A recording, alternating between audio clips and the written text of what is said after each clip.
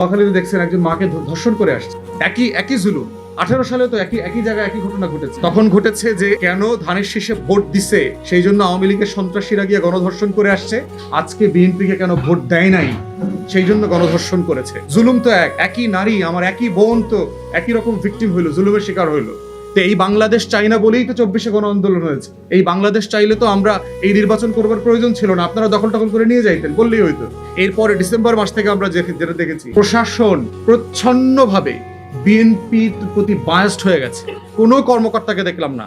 আজকে যারা ভোট কেন্দ্রে ঝামেলাগুলো করেছে না, এদের প্রত্যেকের নাম পরিচয় কেন্দ্রভিত্তিক আমরা কিন্তু প্রশাসনকে দিয়েছি, রিটার্নিং অফিসারকে দিয়েছি, ডিসিকে দিয়েছি, এসপি কে দিয়েছি, রেঞ্জের ডিআইজি কমিশনারদেরকে দিয়েছি, এবং তারা এই কাজগুলো করেছে। একটা লোককে গ্রেফতার করা হয়নি। আমরা সবাইকে বলেছিলাম 3 সপ্তাহের জন্য বিশেষ ক্ষমতা আইনে আপনি ডিটেইন করেন।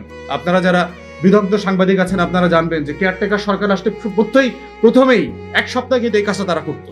সারা বাংলাদেশে স্ট্রাইকিং ফোর্স নামিয়ে আপনার যারা এই কেন্দ্র দখল করবে এই ধরনের 5-7-10 হাজার লোক গ্রেফতার করে ফেলতো। আমার আসনেও যদি একই রকম 50 থেকে 100টা লোককে ডিটেইন করা হইতো, এইখানে অভাবনীয় ভালো নির্বাচন হইতে পারত। কোনো চট দখলের ঘটনা ঘটতো না, কাউকে গ্রেফতার করা হয়নি।